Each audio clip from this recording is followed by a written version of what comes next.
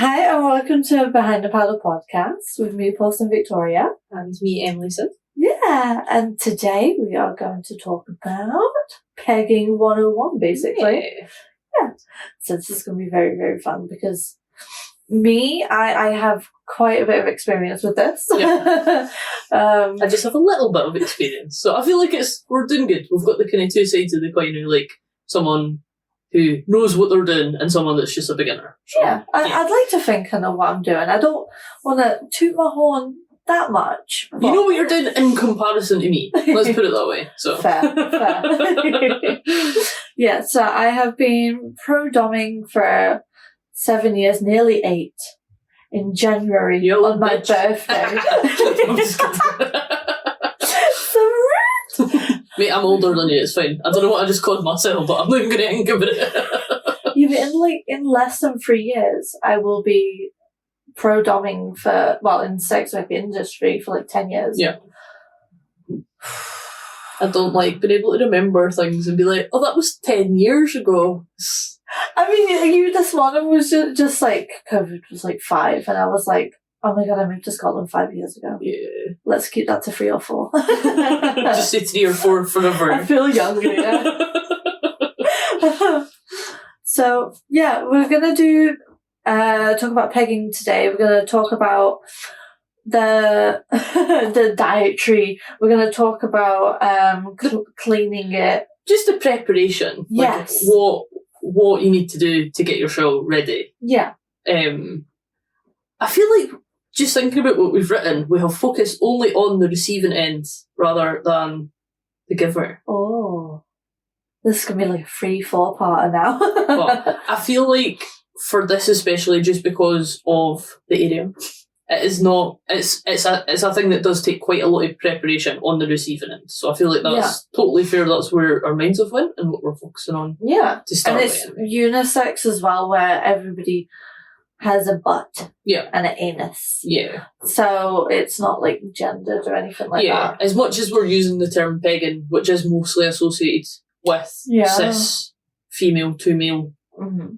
It can be anybody. It's just everybody's got their own terms for using a dildo and an ass. Yes. Regardless of gender or sexuality. But pegging is just our preferred term because that's what we're mostly used to, is carrying it out in that format. So yeah, absolutely. Yeah.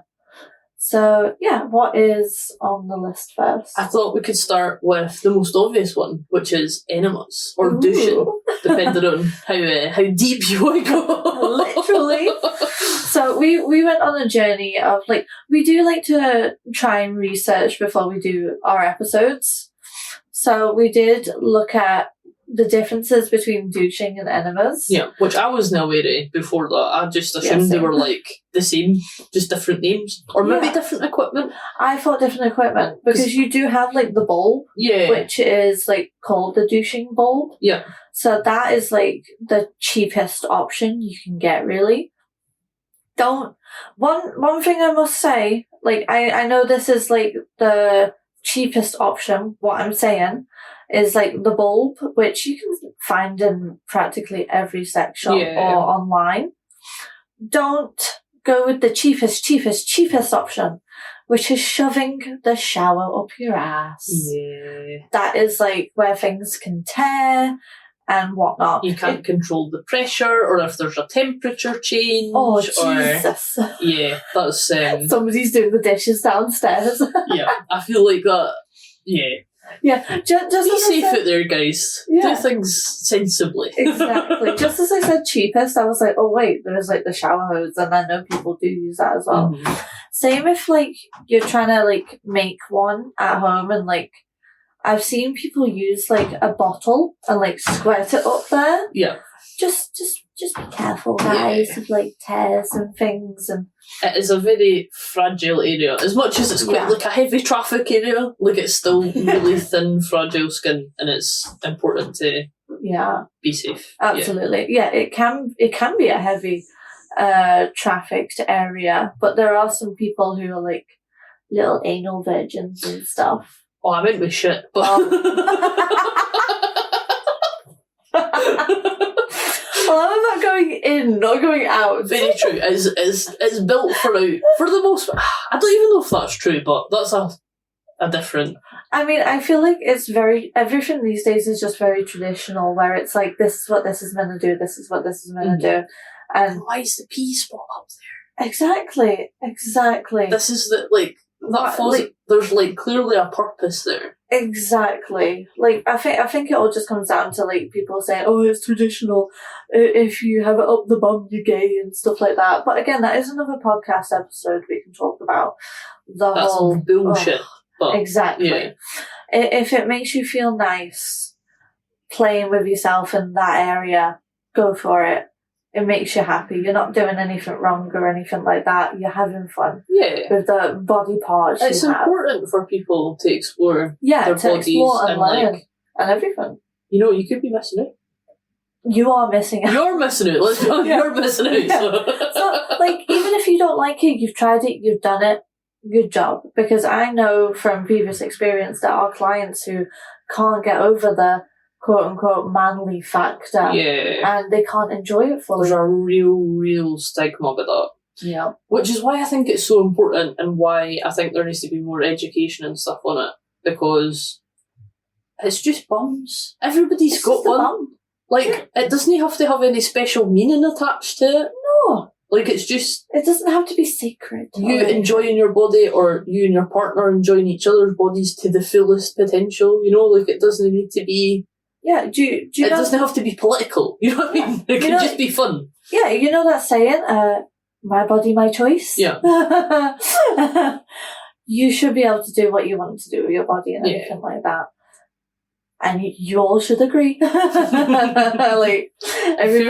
you don't, you're on the wrong podcast. Exactly.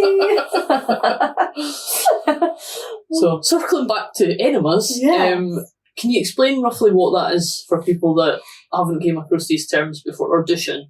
Okay. So the enema part is where you go past the anus and pass into the colon. A wee bit less than that. What is it? Oh, so there's multiple different types of enemas that you can get. The one which I do for my clients is just a water enema. That's it. So it's putting water up your bum to clean. Yes. Before doing pegging or any other anal activity usually. Yeah. So that people give themselves enemas in their homes and things in general. So you can do a coffee enema. Yogurt enemas. Go back to our previous episodes. You'll learn about Dr. Kellogg. So the type of enemas that there is a sodium phosphate enema.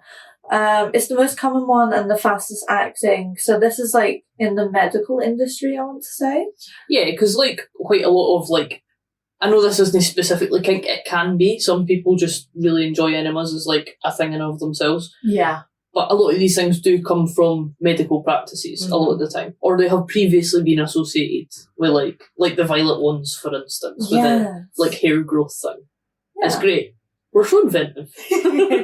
We're so inventive to take mundane everyday objects and just turn them into absolute filth. It's great. It's wonderful. So that type of enema is a mix of water and salt, so saline.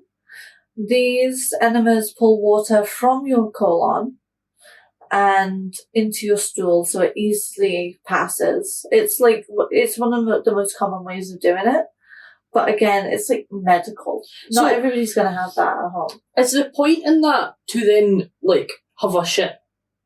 Afterwards? Yes. Yeah, so, that's part of the process. It's not just, so for an enema, because it's going further up and deeper and it's, actually affecting, the shit that's already in you. That's part of, the preparation or, the aftermath kind of thing. Yeah. I will give somebody an enema and... So I'll fill a bag, and they'll have the bag all in their ass, all the water, And the water will be lukewarm. Don't fucking do it with freezing cold water. No, it's or not a good hot time. water. Not a good time. That's not good. Coldness makes muscles cramp. You don't want the muscles cramping. No, it's really, really bad. So, lukewarm water, I usually do like a full bag, maybe a half bag, and then get them to maybe jump around. You're such a bully. I mean, do jumping jacks, probably going to swirling around in there. Yeah. Slosh a bit. Yeah. And then I get them to go toilet. And we repeat that a few times. Mm-hmm. And so it's quite a labour-intensive process doing, like, the enema side of things. Absolutely, yeah. So, yeah, we do it a few times, back and forth, to make sure everything is flushed out. Yeah. But even if you think, like, everything is flushed out, there's usually still some water in there somewhere. So it's all very looped and bent. It's like a U-bend, basically. Yeah. So it makes sense that some water maybe gets stuck in there. Well, yeah, I'm sure in a future podcast we'll do about fisting, but like there's a lot with the large intestines. They're, what was it, 7 foot? 5 foot. 5 foot long. So. 5 foot long, the large intestines. Yeah. So it's quite a lot where the enema needs to go and things. Mm-hmm. But yeah, that is one of the different types of enema. A glycerin enema. Oh. That's like soap. Oh. Like I know glycerin's in soap. Mm-hmm. Anyway. Ah. Does the same thing. A biocodal something. Mm-hmm. Stimulates your colon to move, so it pushes the poop out. Yeah. Mineral oil enemas lubricate your colon so that the poop can slide through easily. Like a big large intestine slip and slide. Oh.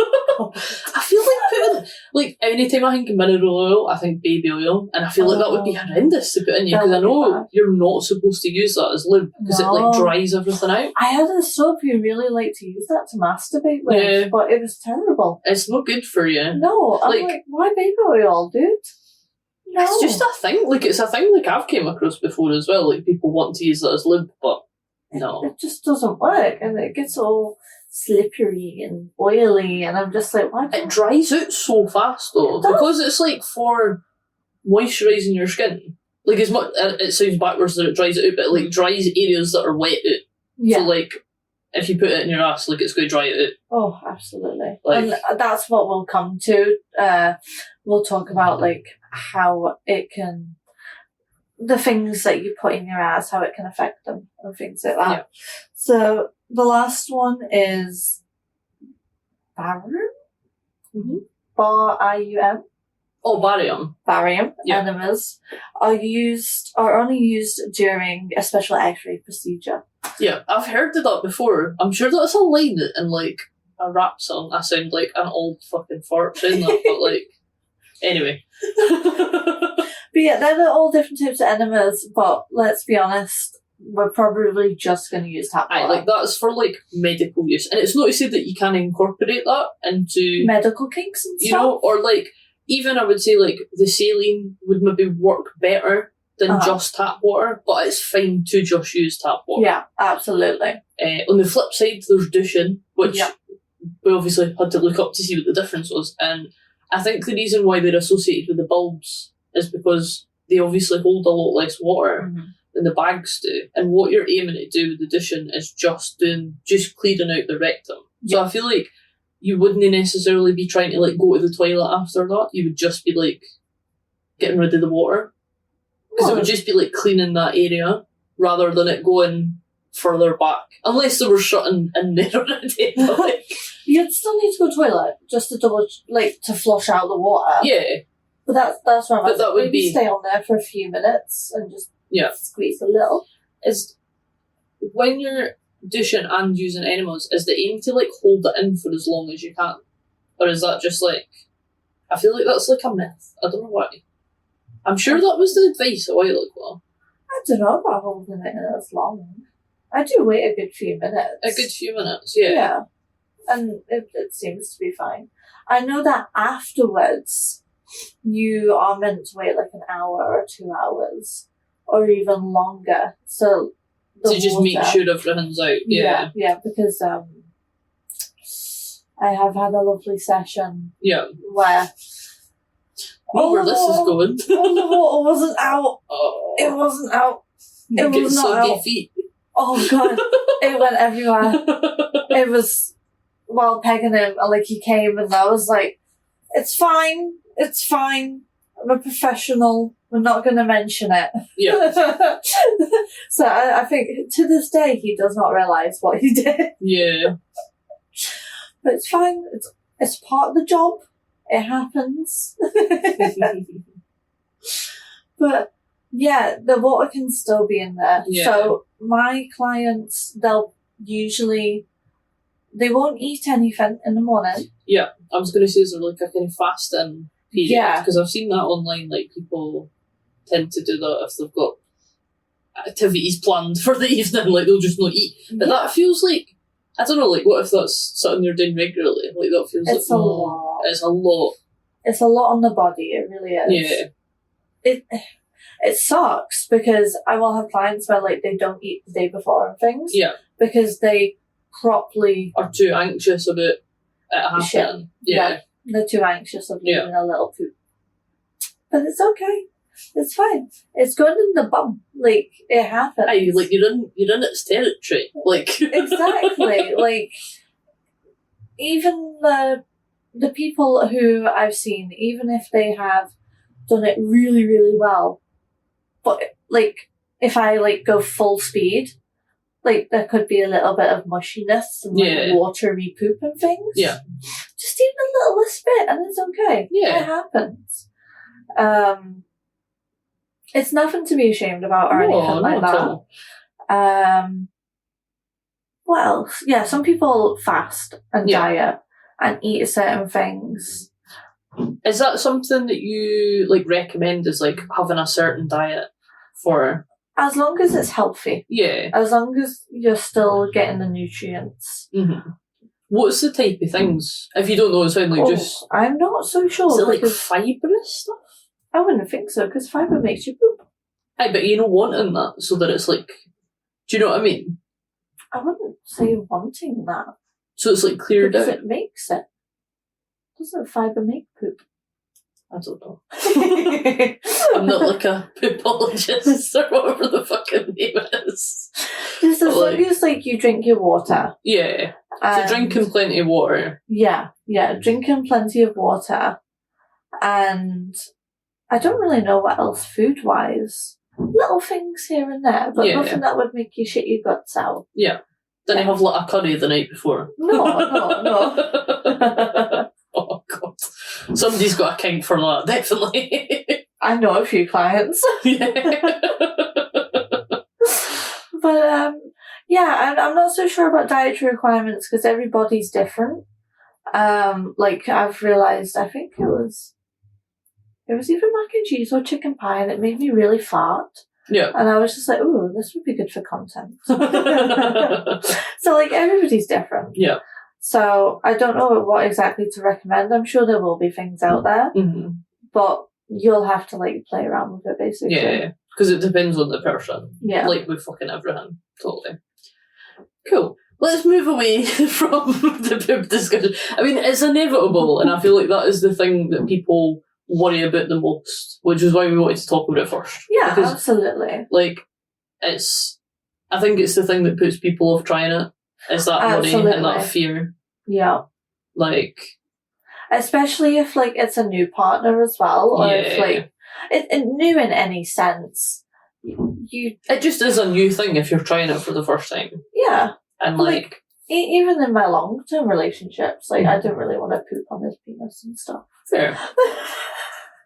If it was going in me. Yeah. But it is embarrassing to some people, most people, but it's his life. Gotta deal with it. Poop on whoever's penis it is. Yeah. If they're not prepared for that, they shouldn't be doing it. Yeah. Because it does look like it's just. It does happen. As long as, I would say you acknowledge what has happened and you don't, make a big deal out of it. As long as, like, you don't ignore it. What do you mean, sorry? In the way of, like, well, I've been shat on. And, like, the guy has, like, just completely ignored it and, like, not necessarily said sorry, but, like, understood what it takes to, like, fuck a guy in the ass. Mm-hmm. In the ways of, like, dealing with, or anybody, just asshole. Like, dealing with the poop. Mm-hmm. And the other person being thankful that they did that, if that makes any sense. Uh-huh. Like, oh, you just got poop on me. Yeah. You could, like, maybe, like, say sorry or thank you for doing this and things. Yeah. Yeah. I think, like... Maybe that's just in my line of work. I was going to say, I feel like that's maybe, like, a work thing. Because, like, if it's your partner, like, that's not, like, you're doing them a favour. Like, you're having, like, an intimate moment with them. True. Like, I'm not saying, like... Do you know what I mean? I don't know how to explain that I love better. that we've got different perspectives of this, because I don't really have that much perspective as, like, in, like, personal way of me taking anal. Yeah. But I have the work way. Well, think about it, like, not that this is comparable in any way. The only reason I'm thinking about it is, like, just because there's similar stigma attached. Mm-hmm. If you got your periods while you were having sex with someone, would you apologise? Oh. Because it's not the same, but some people do take the same reaction. Well, yeah, absolutely. Not anybody that I know, but, like, that's your body doing a thing that you have no control over. I would acknowledge it.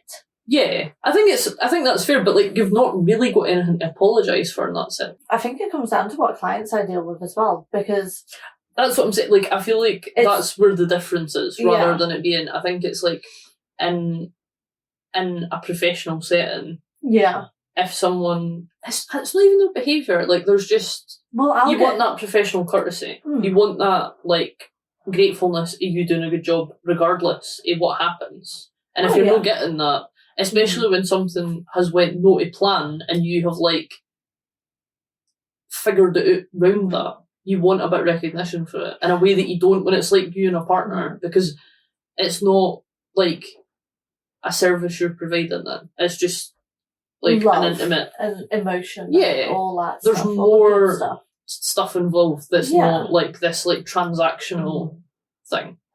Interesting. Yeah, because with my experience, I've had guys diarrhea and all that stuff, and they've, like, some of them have apologised, others have, like, scoffed and stuff, and, like, laughed it off.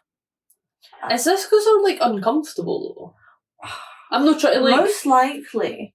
There's always something underlining somebody's reaction to something, but sadly, even if you're getting the brunt of that, and that's not fair. Yeah, and I can't be like, so why do you feel like this? Yeah. Because they're not here for that. Yeah. If they are here for that, that's cool. But some of them aren't, and they just want to get fucked in the ass, even if their ass is dirty or not. Because there are times where I have to tell a client to, like, go clean and things, and they don't know how to do an enema or a douche, and I have to teach them. And then that in itself is also, like, humiliating to them as well. Yeah, like, if they're not there for that, that could be a lot. Yeah. And just in general, if the guy does want to do an enema or a douche, they can find it humiliating in a way, because they're having to bend over, grab their cheeks open, and let me shove something up there. Yeah, but you're doing that anyway. That's what they're there for. Yeah. Like, what's the difference? Like, I understand. It's the psychology part of, like, how they feel, and, like, I really wish a lot of my clients would open up and let let me in. Open up and let me in. And I wish they were comfortable, and to let their guard down, for me to be like even though I do say, like, it's okay and everything like that, there's no, with some of them, there's no, like, in-depth talk about why they feel like this and whatnot. Like, it stays quite surface level. Yeah. So I love that the not premise, but what you bring to the podcast and what I bring. It can, like, with this, it can be so different. Yeah. And we go absolutely not sort of off topic, but into the discussion of just my experiences and your experiences and how they're so different from me being in the industry. And even other people in the industry can absolutely have a different view and a different say experiences than you do. Yeah, exactly. Like I've had wonderful, lovely clients who have like apologized for shitting on me or like thanked me for fucking them in the ass and like how amazing that was. But it is very, very different from a connection you have with somebody. Yeah. Absolutely. And it does depend on so many things in a relationship. If you're comfortable with them fucking you in the ass and things. Aye, like we've nearly been together 10 years.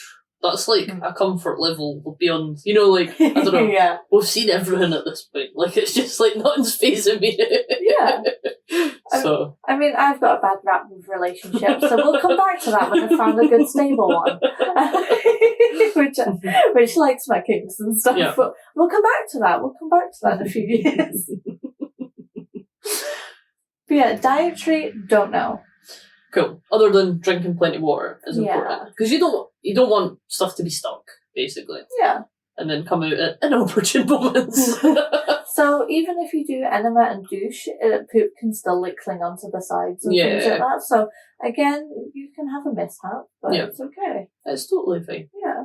And if it's with a sex worker, thank them. Thank your sex workers, guys, for all the hard fucking work they do and the stuff that they ignore. Like, again, it is a part of the job, but thank you's just a word.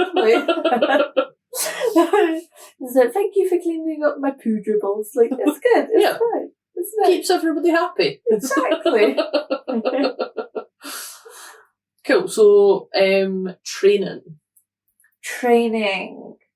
Okay. So for pegging, the training would be, if you do have somebody you play with, then I would get them to use their fingers. Or even by yourself, you could do that as well. I was going to get some. Oh, sorry. I'll shut up. I'll let you let the professional talk. So, if you do have somebody you play with, make sure their fingernails are really clipped down, because your asshole is going to feel every single bit of that. Yeah. Absolutely all of it. It is like so sensitive, such a sensitive area. Just why it's fun. Yeah. Like if you have long nails, it is going to be, even if you have long nails and like you bite your nails, it's going to be so easy for you to cut into the rectum and the anus. Yeah. Even if you have gloves on, you have to just make sure like your nails are like rounded, no sharp points. Aye, like they can pop through the gloves. Yeah, so. And you can just feel them as well. Like my left hand has claws, and I don't really put that into anybody really, unless I'm fisting somebody with both hands, which it's not that common, but it does happen. Yeah. I do have to like triple glove it. Yeah. But even then, you will still be able to like feel the point and things, and you can puncture parts of their ass, the anus, the rectum, and things. So it's not really that wise to have out of the ordinary nails. Start with one finger. Use gloves because it is a area where poop is anyway in general. So use gloves. Use lots of lube. Do not be afraid to like use half a bottle of lube or something like that. Do gloves make it easier? Because like fingers are quite textured, and I would imagine like gloves make it more smooth. So like just right in the beginning, if it's like the first thing, like. So I love my clients. I really do. There was this one particular client, which sadly he's moved away now, so he's in England. But he was really, really good with being descriptive with how my hand felt inside of him. Yeah. So he liked really, really tight gloves. Yeah.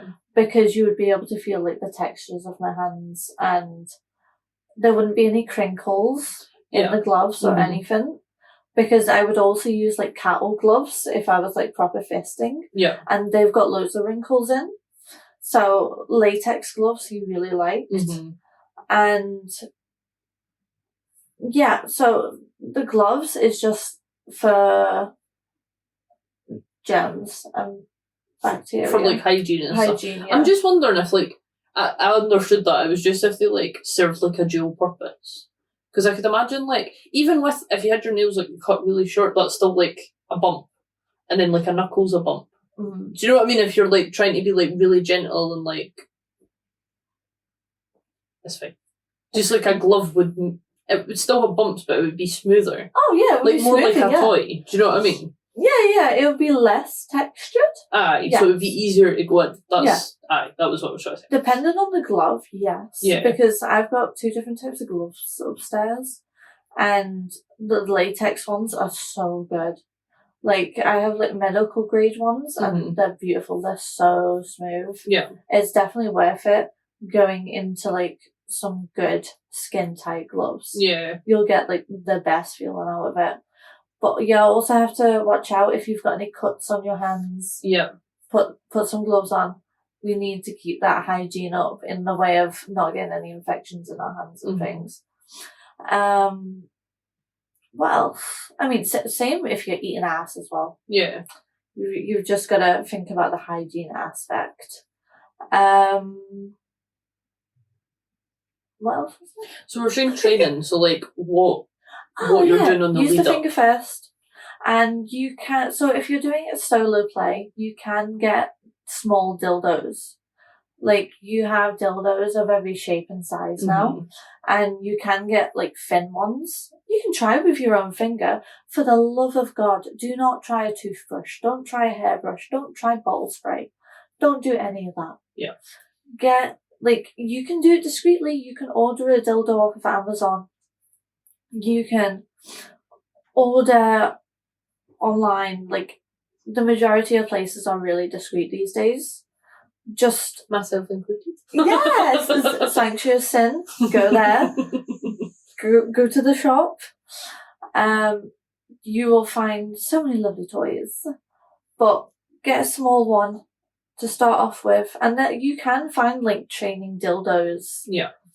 And you can find ones with, like, knobbly bits and, like, textured and ribbed and things like that. But I would say in the beginning, stick with the smooth. Yeah. Until you've built up, like, till you're used to the feeling. Yeah. Because I feel like the actual feeling, it, like, going past the ass, like, if it's, like, loads, if it's, like, ribbed, that's loads of that, whereas if it's smooth, it's just the one, and then it's, like, more a continuation of it.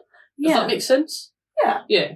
I would absolutely start with something small. I mean, when people do anal with, like, an actual penis, like, for example, like, you're doing it with a partner or something, you don't have a choice in, like, the size of their penis or anything like that. So when I have, like, done anal, the ring of fire, it is the go slowly. Yeah, it's a muscle that you're building. Yeah. You're building it up, so start small. Yeah. Because, like, if you just go in with, like, an average size cock, sad face. What do you like, sir? I like big penis, so sorry.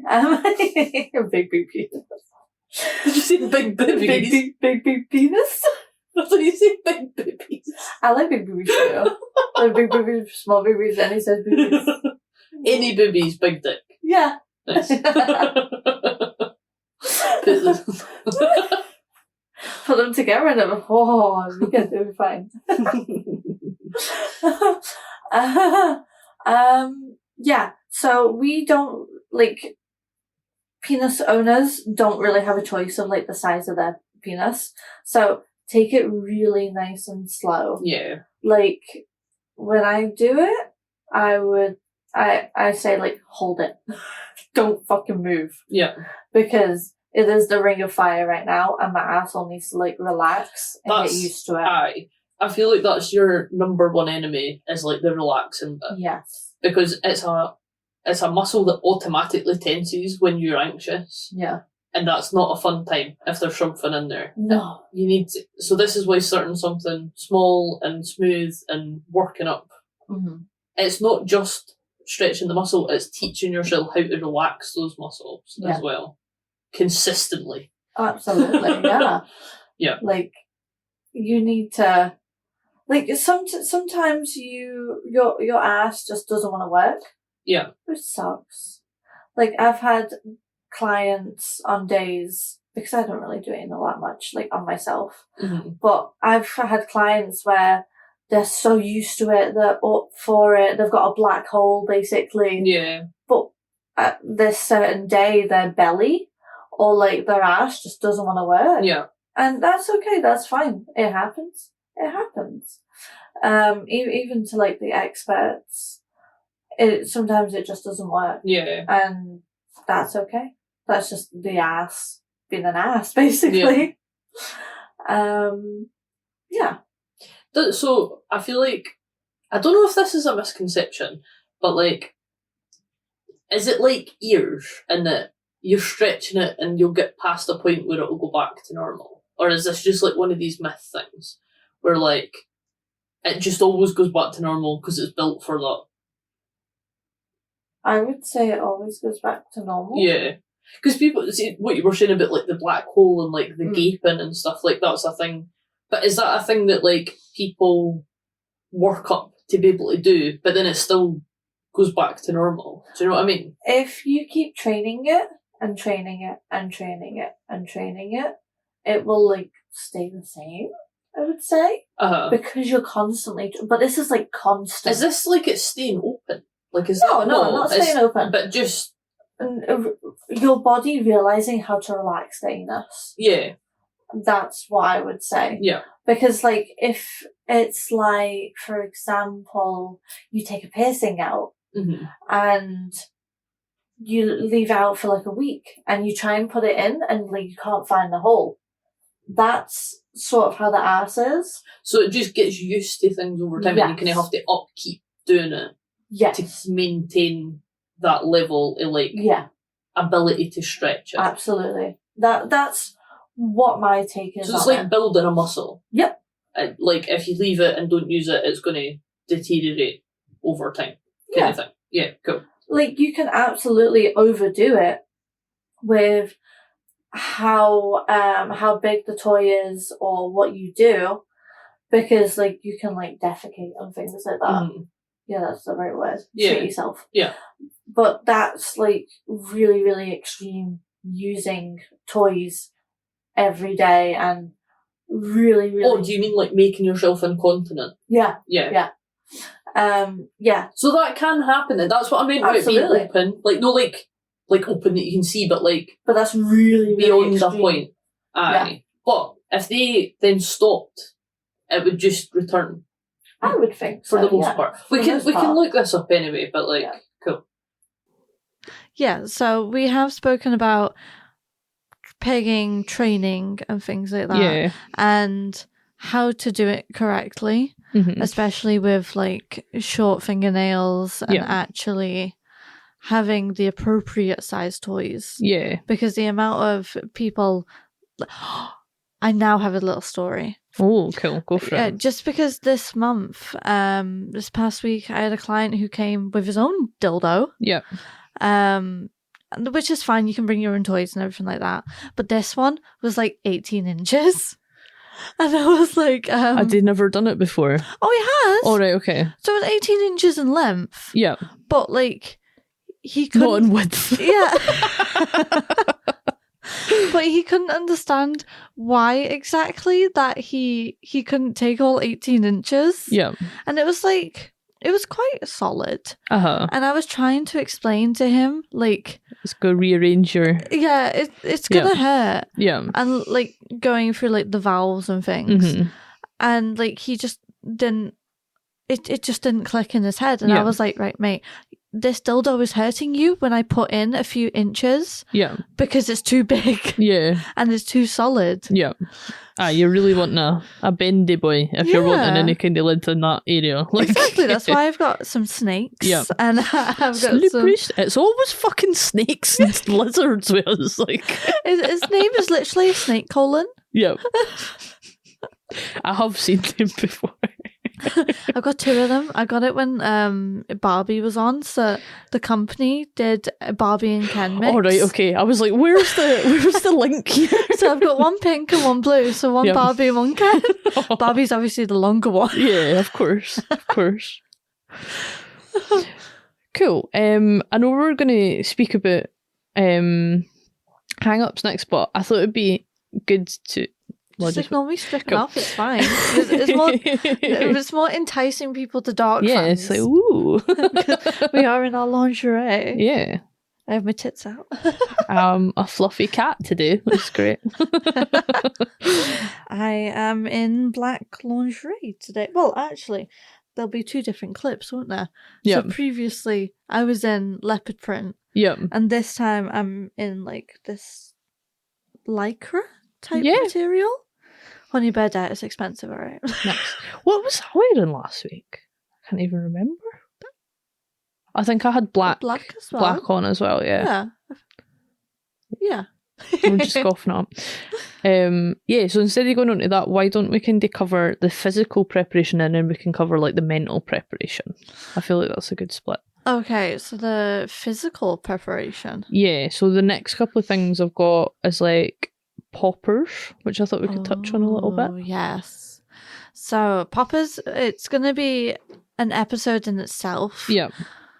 But we're going to like, not nitpick, but we're going to like just skim read poppers, basically. Do you want to explain what they are to start with? So poppers, it's advertised as a leather cleaner.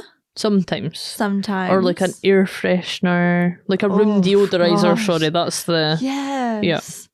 Yeah. But it's not that. That's just a way of people getting around it, really. It is also that as well. But it stinks. It's not my thing. It's not for me. It's so some people take it. Usually it is stereotypically gay people because for the butts, for the anal. Like it's a muscle relaxer, but it's an inhalant that comes in like a little tub and you can like sniff it up your nose and it can help with anal sex because it relaxes all your muscles, I believe, and obviously then also relaxes muscles and it in thins that your area. blood as well. Yeah. So don't take it if like you have had a heart attack recently or you're pregnant or like... Basically any of the rules with like alcohol or if you do partake in illegal substances, it's the same rules for any stimulant where... and the risks that are involved with inhalants. Again, we'll cover all this in a future episode because I think there's been loads of stuff happening with poppers recently and like their kind of place within the law and stuff like that. So I think it'd be good to kind of go a bit more in depth and kind of cover the history. Absolutely. But we're doing an episode on pegging. Like it made sense to cover them at least a little bit. Yeah. So you can use it. It can be addictive as well. Just like the majority of anything these days. People enjoy them because you can obviously relax your anal muscles and they can take more, and it also does give you like a little high in the head just for like a good few seconds, but people bum off of it literally. But with that you can, depending on which type of poppers and how often you use them, and even if like you use them one after another, one sniff after another, you can go blind. Yeah, there's loads of risks with them, but they are quite a common thing that are used as part of anal sex. Oh, you can go down to like your vape shop and I guarantee I see them everywhere because they are.